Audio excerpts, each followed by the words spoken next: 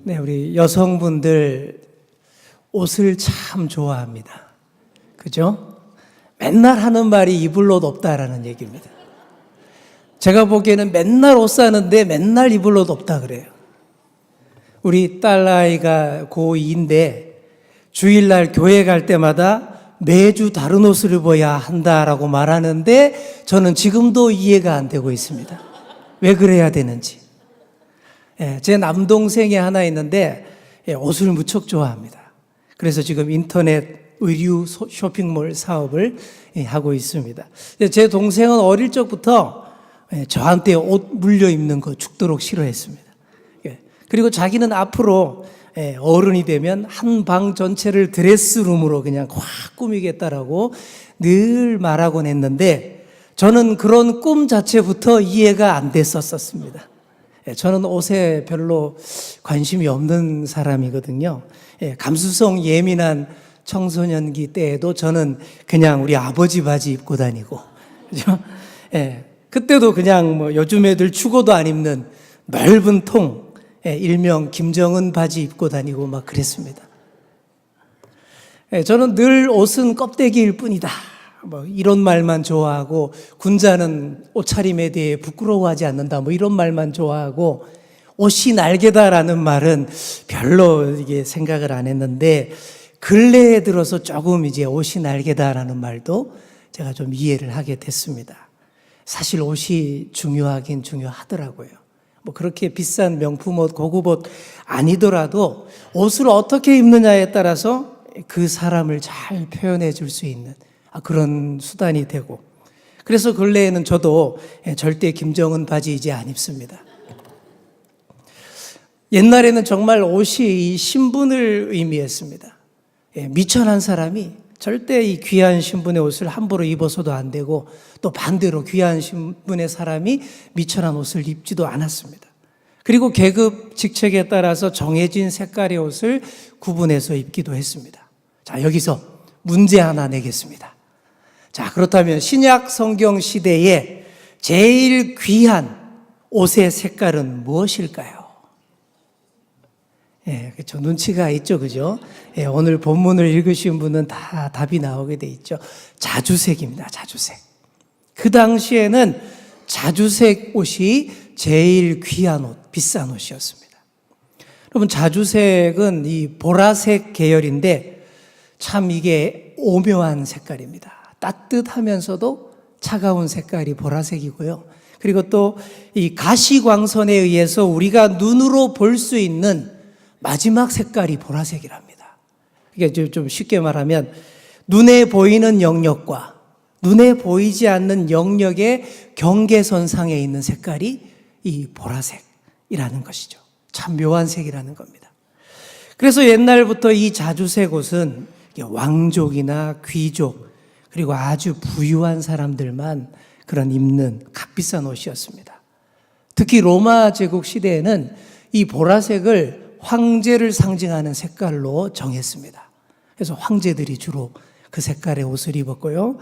또 이 포악한 네로 황제는 자기 외에 보라색 입는 사람을 사형에 처하기도 했다라는 거예요. 자, 왜 그랬냐 하면 이 정말 구하기 힘든 염료가 이 보라색이었기 때문입니다. 요즘은 합성 염료로 쉽게 이 보라색 빛깔을 내지만 옛날에 보라색은 이 지중해에 서식하는 고등, 특정한 고등 종류의 거기에서만 추출되었다라고 얘기를 하는 거예요. 이런 고등입니다. 이름이나 들어보셨는지 모르겠습니다. 무렉스 브란다리스, 푸르푸라 하에마스토마, 뭐 이런 지중해에 서식하는 그 고등에게서만 보라색 염료를 뽑아낼 수 있었다라는 거예요. 그게 뭐 흰색, 뭐 초록색 이런 건 쉽게 내는데 보라색은 어렵다라는 거예요. 그래서 이런 고등들이 분비하는 점액들을 모아서 오래 달이면 노란색을 띠는 염료가 나오는데 이것으로 직물을 염색한 뒤에 햇빛에 말리면 처음에는 초록색이 되었다가 조금 있으면 또 빨강색으로 변했다가 마지막에 보라색이 나온다라는 거죠. 이런 식으로 보라색 1g을 만드는데 고등이 약 1만 마리가 필요했다라는 거예요. 그러니까 이 보라색을 고둥의 피라고 불렀고요. 또 이 색깔 자체가 보석보다 더 비싼 색깔이었다라는 그런 겁니다. 그리고 그 중에 보라색 중에서도 빨간색이 더 많이 섞인 색깔을 자주색이라고 하고, 이 자주색을 영어로 퍼플이라고 합니다. 퍼플. 근데 이 퍼플이 이 라틴어 푸르푸라에서 나온, 그러니까 이 푸르푸라가 고둥이라는 뜻이라는 거예요. 거기에서 나온 게 퍼플이라는 단어입니다. 자, 여러분, 이렇게 귀하게 추출된 이 보라색, 자주색의 명품 옷을 아무나 쉽게 입을 수 있겠습니까? 이게 어림도 없는 거죠. 자, 이런 귀한 색상, 이런 귀한 명품 옷감을 다루는 대단한 여성 사업가가 오늘 말씀의 주인공입니다. 누구죠? 루디아죠. 선교회도 있잖아요, 루디아. 오늘 루디아 선교회는 자랑스러워 하셔도 됩니다. 자, 자주색 옷감 장수 루디아입니다. 루디아와의 첫 만남을 살펴보면 이렇습니다. 사도 바울 일행이 2차 전도 여행을 왔습니다. 왔다가 이게 처음에 아시아 쪽으로 가려고 했어요. 아시아 쪽으로 전도하러 가려고 했는데 성령께서 방향을 바꾸십니다. 꿈에 마게도냐 사람 한 사람을 짠 등장시켜가지고는 와서 우리를 도와주세요. 이런 동영상을 보여주시는 거예요. 그럼 어쩌겠습니까? 방향을 틀어야죠. 틀어가지고 어디로 왔습니까? 헬라의 첫 성, 마게도냐 지방에서 제일 가는 도시인 빌립보 지방으로 오게 된 것입니다. 그러다가 안식일이 됐어요. 늘 하던 대로 유대교 회당에 가서 예배도 드리고 전도도 하려고 했는데 회당이 없는 거예요. 유대인들이 별로 안 사는 지역에는 회당이 없거든요. 어떻게 하면 물 좋은 강가로 나가는 거예요. 야외로 나갔는데 간지테스 계곡 강가에 빈터라고 알려져 있습니다. 자, 그곳 강가에 나가보니까 여인네들이 거기에 이렇게 서성이고 있는 거예요. 늘 하던 습관대로 그들에게 복음을 전합니다. 그런데 그 중에 참 당차 보이는 한 여성이 눈을 동그랗게 뜨고 열심히 듣는 거예요. 굉장히 열심히 듣는 거예요. 눈이 반짝반짝합니다. 이 여인이 바로 누구였습니까? 바로 자주장사 루디아였다라는 거죠. 자, 우리 14절 말씀을 우리 같이 한번 읽어보겠습니다. 시작. 두아디라 시에 있는 자색 옷감 장사로서 하나님을 섬기는 루디아라 하는 한 여자가 말을 듣고 있을 때 주께서 그 마음을 열어 바울의 말을 따르게 하신지라. 아멘. 자, 여기 보시면 루디아가 하나님을 섬기는 여자였다라고 되어 있습니다. 아마 유대교의 깊은 관심을 가지고 어렴풋이 하나님을 경외하는 사람, 그러나 완전히 개종하지는 않는 사람, 이런 사람 있잖아요. 그죠? 하나님을 예배하고 섬긴다라고 하는데 교회도 안 오고 완전히 믿지는 않는 그런 부류의 여인이었던 것 같습니다. 자, 이런 루디아가 사도 바울의 설교를 열심히 듣는데 점점 그 눈이 촉촉해지는 거예요. 가슴이 막 뜨거워지는 거예요. 그 장면이 보여지는 겁니다. 루디아가 원래 어떤 여인인지 우리 좀 더 자세히 한번 생각해 보겠습니다. 루디아는 소아시아의 두아디라 출신입니다. 두아디라라는 동네가 이 염색과 직물 제조업의 중심지였고, 특히 이 두아디라산 자주색 염료라고 하면 당시 최상품이었다라고 알려져 있습니다. 그 두아디라에서 자주색 직물 사업을 하던 루디아가 유럽인 빌립보까지 건너와서 사업을 확장하고 있었다라는 그런 얘기입니다. 최고급 자주색 옷감 취급은 대단한 사업입니다. 게다가 여성의 몸으로 이런 사업을 한다라는 것은 이 루디아가 절대 만만한 여자가 아니다라는 그런 얘기인 거예요. 여러분, 요즘도 그렇잖아요. 현대 사회에서도 여성이 남자들 사이에서 성공하기가 쉽지 않잖아요. 근데 더구나 2000년 전에 오죽했겠습니까?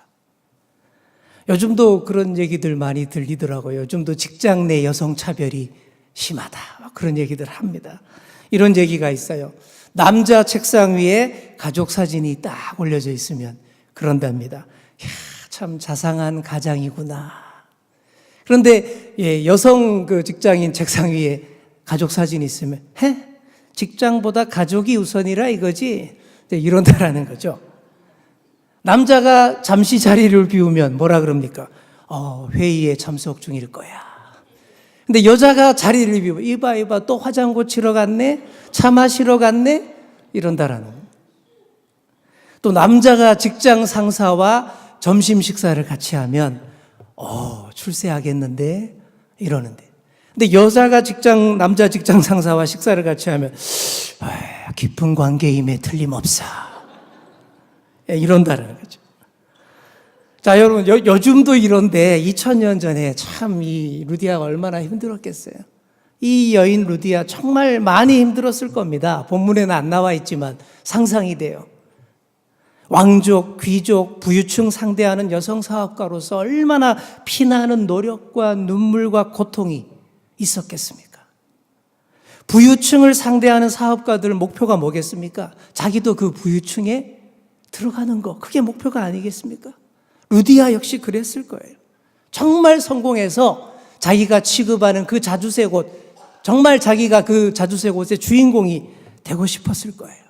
그래서 성공을 위해서 자기도 자주색 옷 다 걸치고 립스틱 짙게 바르고, 그죠?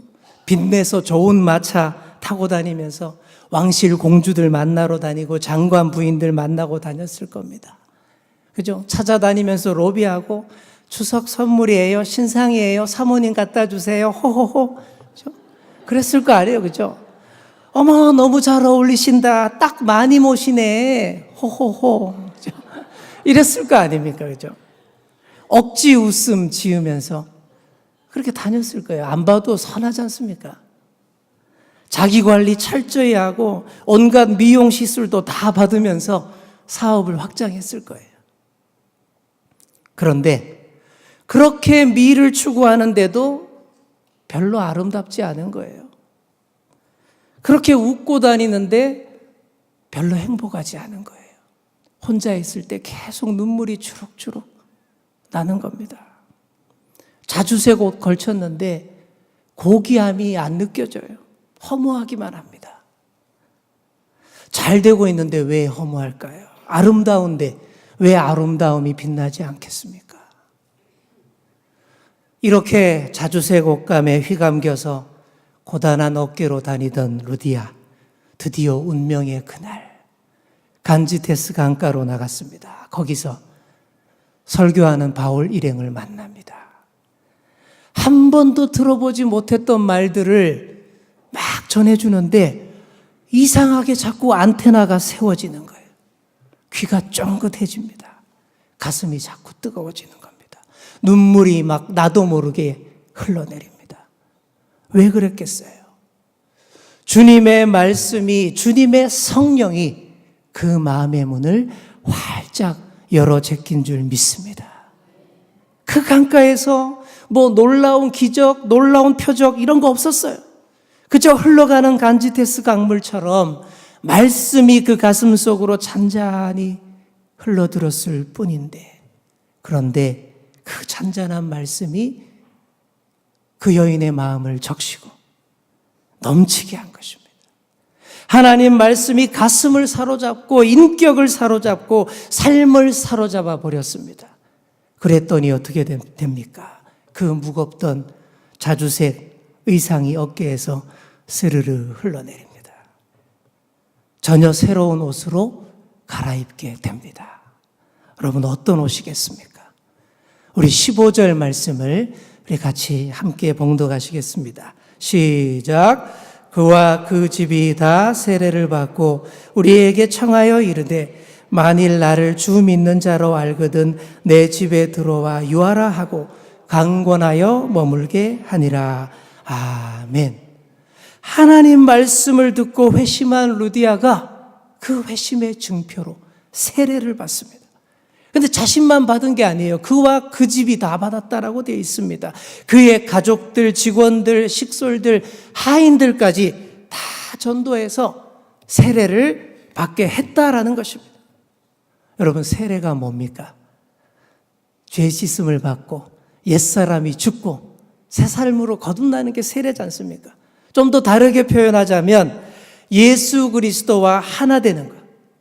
그동안의 삶을 청산하고 예수 그리스도로 새 옷을 입는 게 바로 세례 아니겠습니까? 다 바꾸어 말해서 그리스도의 제복을 입는 것이 바로 세례인 것입니다.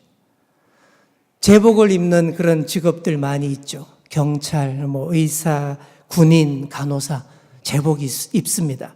제복을 입는다라는 것은 제복에 부여된 책임과 의무 및 윤리를 성실하게 이행하겠다라는 그런 의미입니다. 이처럼 그리스도의 제복을 입는다라는 것은 옛삶을 청산하고 예수 그리스도 안에서 새로운 생명의 옷을 입고 살겠다라는 공개적인 선포입니다. 여러분, 루디아가 이렇게 새 옷으로 갈아입은 줄 믿습니다. 세상에서의 성공을 추구하고 세상의 화려한 옷 입어보고자 몸부림치던 그 루디아가 이제 그 옷, 세상의 옷 벗어버리고 예수 그리스도로 옷 입고 그 십자가의 삶을 지표로 삼겠다라고 선포를 한 것입니다. 세상의 부요함이 아니라 예수 그리스도로 옷 입고 살아가는 삶이 진짜 명품 인생인 줄 깨달았기 때문입니다. 그리고 세례만 받고 만 것이 아니었습니다. 말로만 믿는다라고 한 게 아니었습니다. 루디아는 꼭 움켜쥐고 있던 자신의 것을 개방합니다. 바울 일행을 자기 집에 유하도록 강권하였다라고 본문에 되어 있습니다. 바울 일행이 여기서 누구냐? 바울, 실라, 디모데, 그리고 의사인 누가까지 총 4명입니다. 이 장정 4명을 자기 집에 체류하도록 했다라는 것은 그냥 밤에 잠만 재워주겠다라는 의미가 아니에요. 남자 장정 4명의 삼시세끼를 매일 책임지겠다라는 의미입니다. 루디아 집 삼시세끼를 찍겠다라는 그런 얘기를 하게 된 것이죠. 루디아가 어떤 결혼 관계에 있었는지는 본문에 안 나와 있습니다. 하지만 여러 정황을 살펴볼 때 남편 없이 집안 권속들만 거느리고 사는 주인 여자라고 많은 학자들이 추측을 합니다. 이런 여인이 만만할 리 없죠. 아주 예민하고 까다롭고 그랬을 거예요. 집안의 모든 것들이 이 예민한 여주인 루디아 중심으로 다 되어 있었을 겁니다. 그런데 이제 장정 4명을 집안에 드립니다. 그러면 얼마나 많은 것이 바뀌겠습니까? 군대에서도 여군 하나만 들어와도 화장실 새로 지어야 되고 여러 시설 다 고치고 엄청 일이 많다고 하는데 이 루디아 집안이 얼마나 바뀌었겠습니까? 자기 집을 내어준다라는 거, 이건 역시 자기 삶을 완전히 바꾸겠다라는 그런 의미예요. 그동안 자기 중심적인 삶을 이제부터는 복음 중심, 예수 그리스도 중심, 신앙 공동체적인 그런 삶으로 살겠다라는 그런 표현인 것입니다. 이렇게 완전히 바꾸어 버린 것입니다. 결국 이렇게 해서 루디아의 집이 선교 사역의 거점이 됩니다. 결국 그 집을 토대로 해서 빌립보 교회가 세워질 수 있었습니다.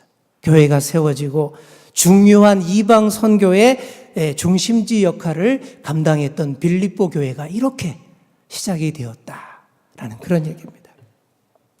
사랑하는 성도 여러분, 한번 상상해 보시기 바랍니다. 세상의 명품 옷감, 자주색 그 옷 사업가였던 루디아가 이제 완전히 다른 선전을 하는 거예요. 자주색 옷 선전하던 루디아가 이제 바뀌었습니다. 예수로 옷 갈아입고는 막 돌아다니면서 신상 나왔어요. 당신도 이 옷 좀 입어보세요. 예수 그리스도라는 이 옷 입어보세요. 여러분, 이렇게 선전하고 다녔을 때 얼마나 세상이 놀랐겠어요. 충격이었겠죠. 그 달라진 모습 보고 얼마나 놀랐겠습니까? 또 예수 그리스도를 소개할 때마다 촉촉히 젖어드는 그 루디아의 두 눈이 얼마나 진실성이 있었겠습니까? 어떤 목사님이 이렇게 말했습니다. 맑은 눈으로 세상은 잘 보이지만 하나님은 안 보인다. 그러나 젖은 눈으로 보면 세상은 잘 안 보이지만 하나님은 잘 보인다. 다시 한번 해보겠습니다. 맑은 눈으로 보면 세상은 잘 보이지만 하나님은 잘 안 보인다. 그러나 젖은 눈으로 보면 세상은 잘 안 보이지만 하나님은 잘 보인다. 세상을 향해서 눈 똑바로 뜨고 정신 차리고 성공해야지.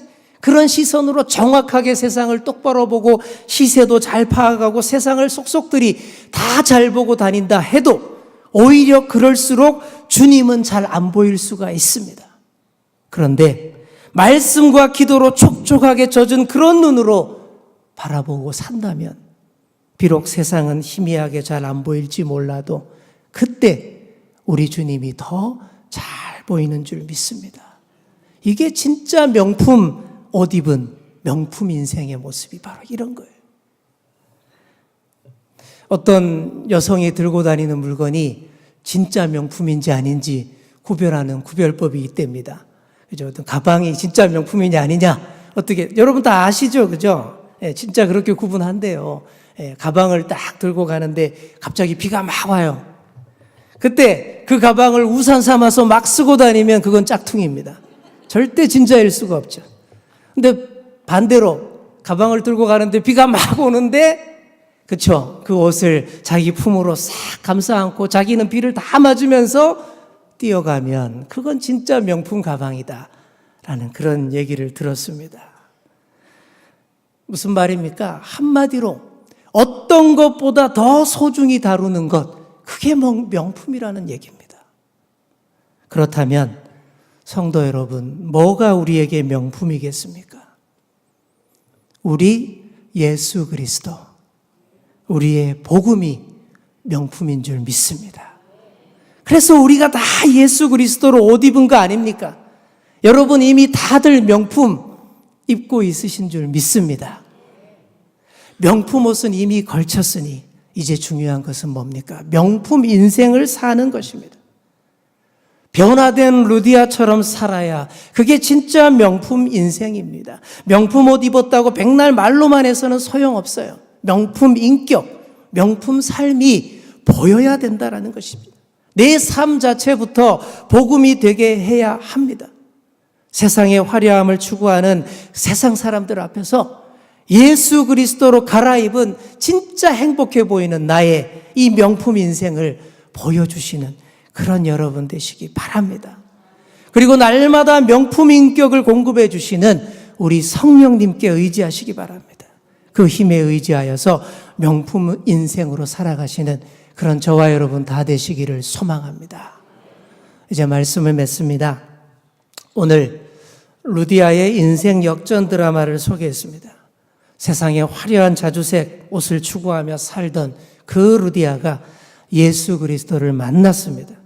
그런데 알고 봤더니 진짜 자주색 옷의 주인공은 바로 우리 예수님이셨습니다. 여러분, 여러 복음서들을 보시면 예수님이 십자가 지실 때 로마 군병들이 왕이 입는 옷이라며 조롱삼아 입혔던 홍포, 그게 바로 자주색 옷입니다. 지금 사순절 기간 예전 색깔, 십자가 조명 색깔도 보라색입니다. 우리 예수님이 온 인류를 죽기까지 섬기기 위해서 십자가 앞에서 입었던 옷이 바로 그 자주색 옷입니다. 자주색의 진짜 의미는 바로 이것이고 자주색 옷의 진짜 주인공은 우리 예수님 한 분뿐이신 줄 믿습니다. 사랑하는 성도 여러분, 여러분들을 이미 예수 그리스도로 옷 입었습니다. 그렇다면 그 새 옷의 주인공답게 명품 인생답게 사시기 바랍니다. 세상에 거짓 화려한 자주색 걸치려 하지 마시고 우리 주님 입으셨던 저 자주색 입으시고 주님 따르시는 그런 저와 여러분 다 되시기를 간절히 축원합니다. 아멘.